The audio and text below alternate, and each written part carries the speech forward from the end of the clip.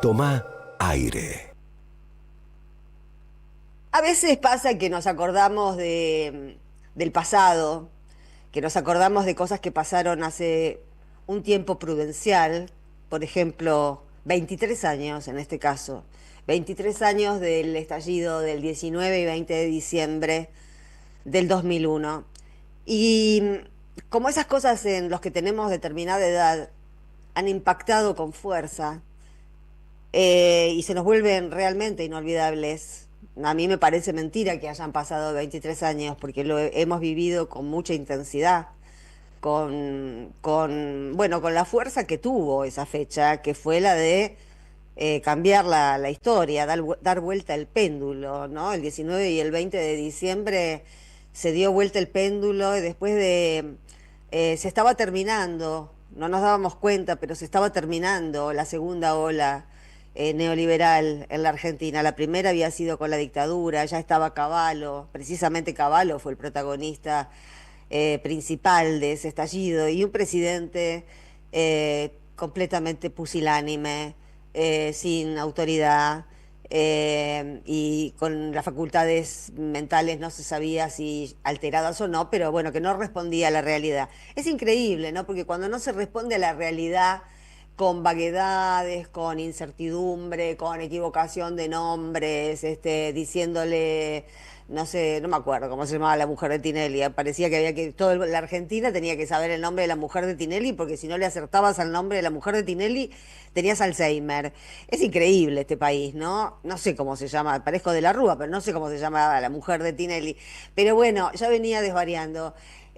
Un presidente que no sirvió para nada, solamente para llegar a ese punto cúlmine en el que, bueno, el neoliberalismo ya no pudo dar respuestas en la Argentina y hubo que esperar a que pasaran varias generaciones más, que no recordaran nada, que no supieran qué es el neoliberalismo, que no formara parte de sus vidas todo aquello que vivimos y que fue tan intenso. Tenemos un video cortito, son 2 minutos, pero que hace un resumen.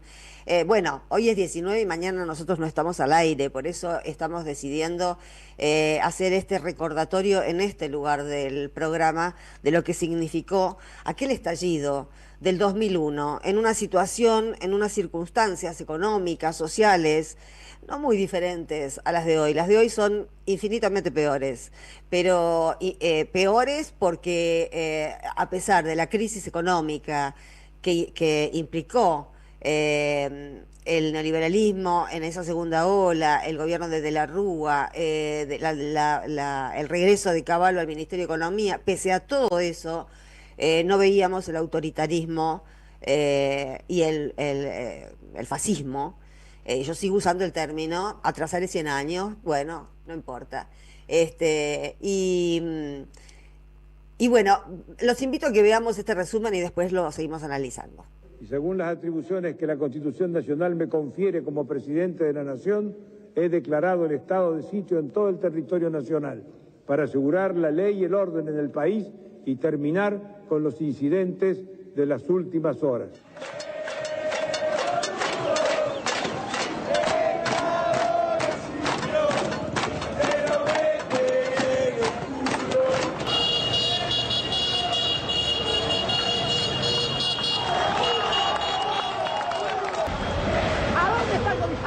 ¡Malditos!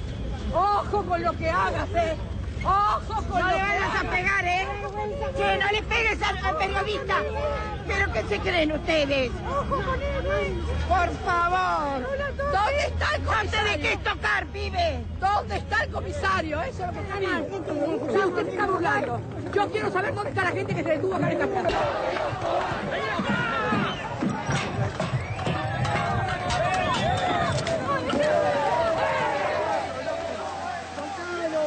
¿Por qué se lo llevan? ¿Qué están haciendo?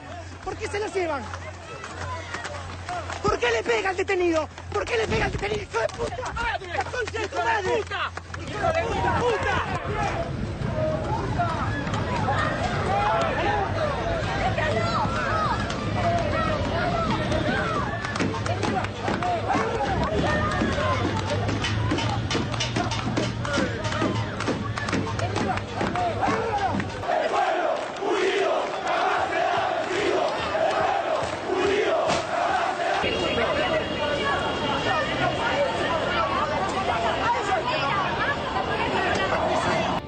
usted para presentar mi renuncia como presidente de la Nación.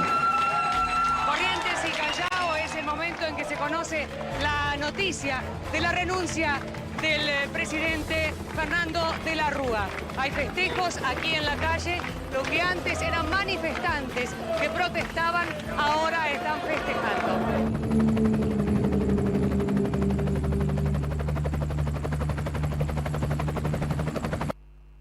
Bueno, ahí se veía el corolario del 19 y el 20 de diciembre, que fue aquel helicóptero en el que De la Rúa escapó de la Casa Rosada. En ese, bueno, veíamos a Eve, veíamos a Eve en este breve resumen. ¿Dónde está el comisario? ¿Dónde está el comisario? Hijos de puta. Siempre ahí, ¿no? Siempre ahí con esas palabras, las necesarias, con las necesarias. Eh, Esto no fue solamente estas escaramuzas que vimos, fueron 2 días que no tuvieron horarios, porque la gente se acercaba a la Plaza de Mayo y era dispersada con represión, pero no se desconcentraba. Cuando la indignación llega a un punto límite, cuando ya no se puede más, cuando la propia vida ya no tiene sentido, porque uno no vive una vida que vale la pena de ser vivida, uno no se desconcentra. Esa gente que estaba ahí no se había organizado, ni en Buenos Aires ni en ningún lugar del país. Conozco un montón de gente que se conoció ese día en las refriegas. Solamente a los alrededores de la Plaza de Mayo, entre el 19 y el 20 de diciembre, específicamente al día siguiente, el 20, murieron Carlos Almirón, Diego Lamaña, Alberto Márquez, Ariel Benedetto y Gastón Riva. No a todos ellos los mató la policía de uniforme, que directamente tiraba con plomo. Ese día hubo francotiradores que recorrían la ciudad a bordo de autos sin identificación. Hace poco fueron condenados Matov y Santos, el jefe de la Policía Federal. Tardaron un poquito, ¿no? Tardaron un par de décadas en condenarlos. Así es el Poder Judicial argentino, siempre listos para condenar, o mejor dicho, para dejar prescribir por si les conviene. Pero la cuestión es que fueron juzgados. 5, como les decía, de esos militantes fueron baleados y murieron. Hubo otros 4 que fueron baleados en los alrededores de la Plaza de Mayo. Hubo francotiradores arriba de edificios también. Por supuesto que pertenecían a las fuerzas de seguridad, pero estaban ahí de canuto. Las fuerzas de seguridad, como de costumbre, no actuaron ateniéndose a la legalidad. Y no fue solamente en la Plaza de Mayo y sus alrededores, fue en todo el país. Ese día, en todo el país hubo 39 muertos. Así se fue el neoliberalismo, la anterior ola de neoliberalismo que tuvimos que soportar los argentinos. Esto fue el 19 y el 20 de diciembre. ¿Qué había pasado? ¿Cuál era el contexto? Es muy largo el contexto, no nos vamos a poner a explicar todo el contexto del 20 y el 19 y 20 de diciembre del 2001, pero sí, cómo no recordar que el 3 de diciembre de ese mismo año, es decir, hacía apenas poco más de 2 semanas, se había instalado el corralito. Es decir, los ahorristas no podían retirar más de 250 pesos en aquel momento, ni por ventanilla ni por cajero. Era eso lo que se podía retirar semanalmente. No se podían afrontar gastos, era un enquilombamiento de la vida privada, pero si esto le pasaba a la clase media, ya sabemos cómo es la dinámica de los neoliberales bueno, ahora los anarco-neoliberales, es lo mismo, pero son más autoritarios. Las políticas son prácticamente las mismas, son como Macri recargado, o es Macri sin super yo. Digamos, es más o menos algo por el estilo, pero no cambia el espíritu de las políticas. Por eso la derecha apoya a la ultraderecha, porque es una exacerbación del mismo proyecto. Eh, ese, ese día, ese año, en el 2001, bueno, yo recuerdo, veníamos de traspasar el 2000.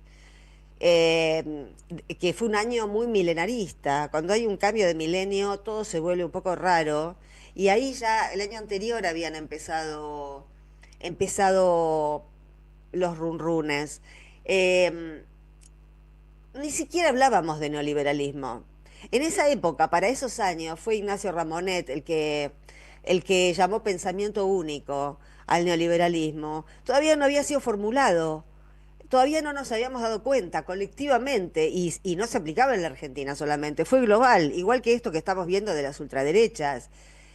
No fue un fenómeno local, fue un plan trazado, donde se trazan siempre nuestros destinos, y obedecía a las mismas reglas que había obedecido, bueno, Martínez de Oz durante la dictadura cívico-militar, y nosotros como destinatarios de estos ajustes despiadados que se plantea siempre esa escuela, porque ustedes fíjense que, ¿por qué nosotros decimos que hablamos de macrimileísmo a pesar de que parece que se odian? Sí, parece que se odian, es más, es probable que se odien, pero nos odian más a nosotros y con tal de reventarnos son capaces de alianzas impensables. Eh, Nosotros no habíamos conceptualizado todavía, cuando uno está bajo el ataque del shock, yo recuerdo cuando leí la doctrina del shock, que fue más o menos para esa época de Naomi Klein, y recién ahí me pude dar cuenta de qué era lo que nos pasaba, que estábamos tan paralizados. Es que no podíamos atajar todas las papas calientes que nos tiraban. Lo mismo que nos pasa ahora, solamente que ahora sí podemos discernirlo, porque ya lo vivimos, y por lo menos yo no me pongo no me desespera tanto no poder abarcar todo lo que pasa, porque ya sé que es una trampa que me están tendiendo. Entonces no elijo lo que más me interesa y tiro de ese hilo, porque si nos ponemos a querer controlar inteligiblemente la situación, bueno, estamos destinados a frustrarnos por completo. Em, Creo que tenemos que tener presentes estos días, esos días de hace 23 años, porque tarde o temprano nos aproximamos a días como esos. No por el helicóptero, digo, será otra la modalidad o a lo mejor no pasa eso, no sé qué pasará, pero la desesperación es mayor hoy que en ese momento. La desesperación, la brutalidad con la que somos atacados es mucho mayor hoy que en aquel momento. Y como último comentario de esta parte del programa, habrán escuchado ustedes que hoy la polarización fue entre Villarroel y Bullrich. Quiero dejar solamente como nosotros estuvimos abordando el otro día el tema del gendarme que está detenido en Venezuela, no secuestrado, detenido. El tuit que hoy después borró Victoria Villarroel, diciendo que ella jamás hubiese mandado a un gendarme a Venezuela y que provocó una reacción airadísima, tanto de Bullrich como de Milei, que acordó con Bullrich los términos de la respuesta.